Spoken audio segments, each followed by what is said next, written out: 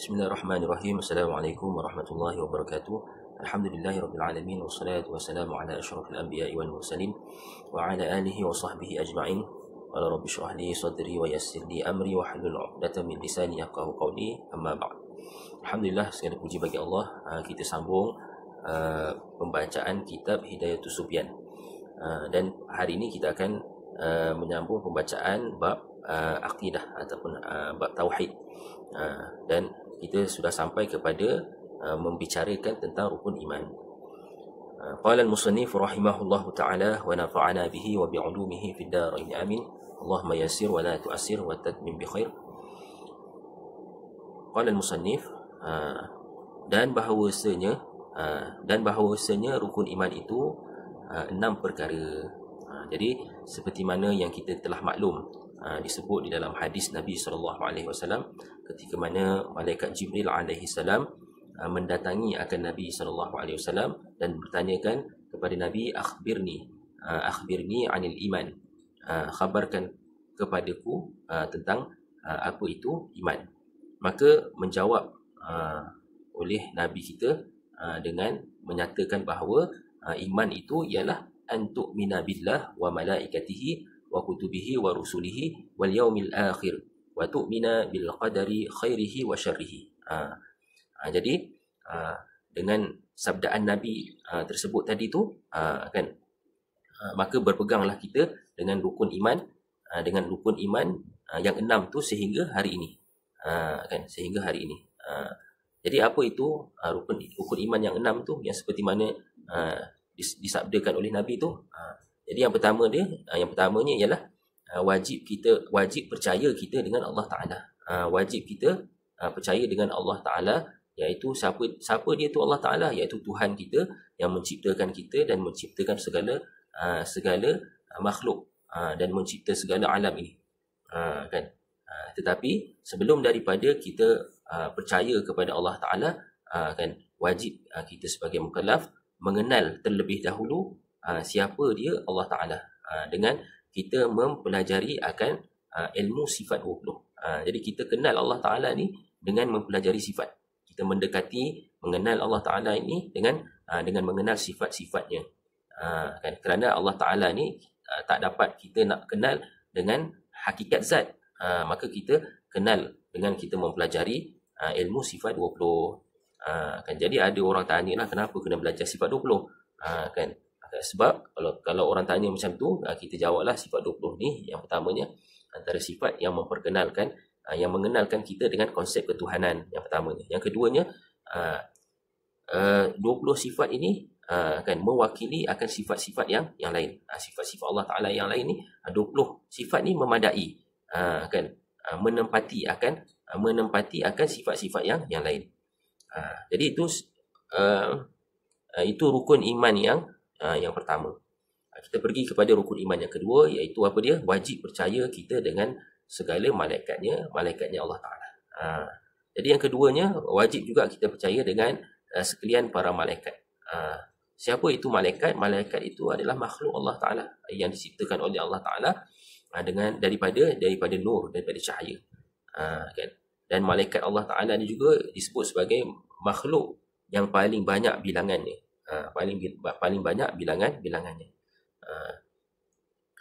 Dan malaikat ni juga, antara sifat para malaikat ni, dia tidaklah lelaki dan tidaklah perempuan, tidaklah makan dan tidaklah minum dan tidaklah tidur, kan. Bahkan malaikat ni sentiasa beribadah, melakukan ketaatan kepada Allah Ta'ala. Dan juga para malaikat ni juga mempunyai tugas-tugas masing-masing, tugas-tugas yang tersendiri.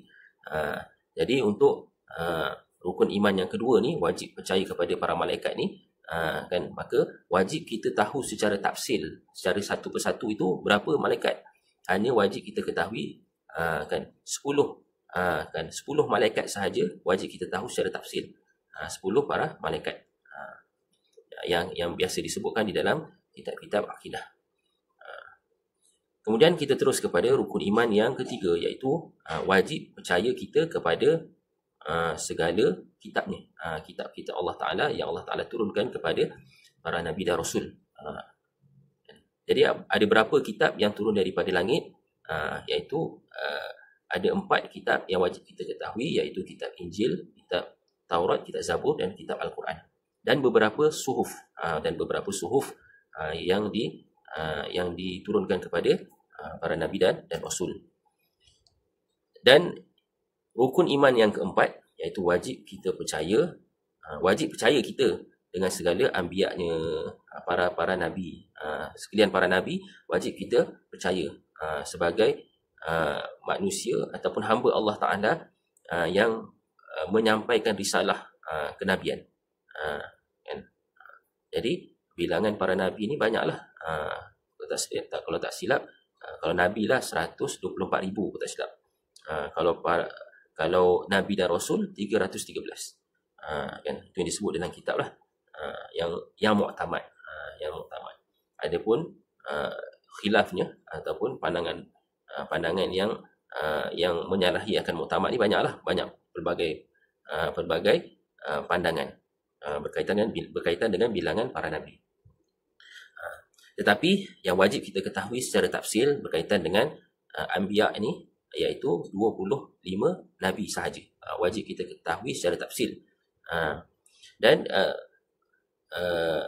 juga disebut oleh ulama bahawa untuk orang awam kan, memadai dia tahu beza yang mana nabi dan yang mana bukan nabi. Apabila disebut nama nabi, maka dia kata oh ni nabi. Bila disebut nama yang bukan nabi, dia kata ni bukan nabi. Maka kalau seperti mana yang tadi tu, maka memadai bagi seseorang yang mukallaf. Kemudian yang kelima, rukun iman yang kelima, wajib percaya kita dengan hari yang kemudian. Wajib percaya kita dengan hari yang kemudian. Hari kemudian ni maknanya hari kemudian daripada mati, hari selepas daripada kematian. Jadi kita sebagai orang Islam beriktikad, berpegang bahawa adanya kehidupan selepas daripada kematian. Berbeza dengan orang kafir. Orang kafir dia beranggapan bahawa selepas daripada kematian tak ada apa dah lah, kan habis cerita. Tapi kita sebagai orang Islam, apabila matinya seseorang, maka baru nak mula cerita. Jadi wajib kita percaya dengan hari yang kemudian dan barang yang bergantung dengan dia dengan hari yang kemudian. Kan, barang yang bergantung dengan dia tu apa? Termasuklah kan, alam barzah, soal dalam kubur, kan, soal malaikat dalam kubur, kan, alam padang mahsyar, kan, berkaitan dengan mizan, berkaitan dengan hisab, kan, hitungan amal, kan, semua tu berkaitan dengan sirat, syurga dan neraka. Itu dipanggil barang yang bergantung dengan dia dengan hari yang kemudian.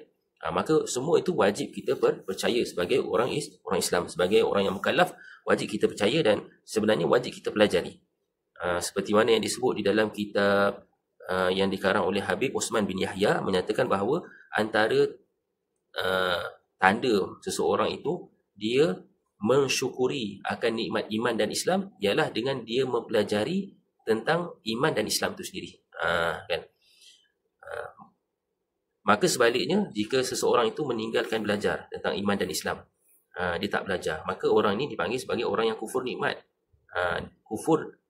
Kufur dengan nikmat iman dan Islam.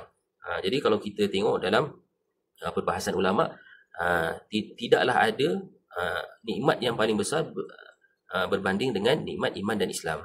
Jadi nikmat iman dan Islam yang kita kecapi hari ini wajib kita mensyukuri. Macam mana cara nak mensyukuri dengan nikmat iman dan Islam? Bukan sekadar dengan kita ucapkan alhamdulillah, kan, bahkan perlulah kan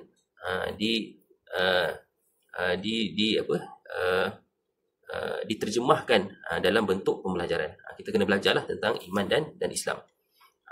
Jadi kita kena belajar tentang apa yang berlaku selepas daripada kematian, sehinggalah seseorang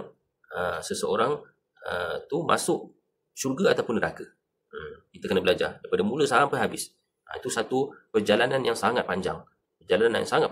Makan masa beribu-ribu tahun untuk kita melepasi semuanya hingga kita masuk syurga ataupun neraka. Dan bagi orang yang derhaka, bagi orang yang munafik, bagi orang yang kafir, perjalanan beribu tahun selepas daripada kematian ni satu perjalanan yang sangat menyeksakan, sangat menyeksakan. Daripada alam barzah terseksa hingga dia mohon supaya dipercepatkan kepada alam mahsyar. Bila dah masuk alam mahsyar terseksa juga, dia minta supaya dipercepatkan masuk ke alam seterusnya, alam hisab, kan, hitungan amal, terseksa juga, minta seterusnya titian sirat, pun seksa juga, dah sekali masuk neraka, dan masuk neraka yang paling seksa, kan. Itulah nasib bagi seseorang yang kafir, munafik dan orang yang derhaka. Na'udzubillah min zalik. Kemudian yang terakhirnya, rukun iman yang keenam, iaitu wajib percaya kita dengan untung baik dan jahat itu daripada Allah Ta'ala. Wajib kita sebagai orang Islam yang berfahaman ataupun berpegang dengan pegangan Ahli Sunnah wal Jamaah, akan mempercayai bahawa segala takdir baik dan takdir jahat itu semua datang daripada Allah Ta'ala. Kan berbeza kan pegangan kita dengan pegangan Mu'tazilah. Mu'tazilah dia berpegang bahawa yang baik sahaja datang daripada Allah Ta'ala, manakala yang jahat itu datang daripada kelemahan kita, daripada kasab ataupun usaha manusia, kan. Tetapi kita sebagai orang yang berpegang dengan pegangan Ahli Sunnah wal Jamaah, berpegang takdir baik maupun yang jahat itu semua datang daripada Allah Ta'ala.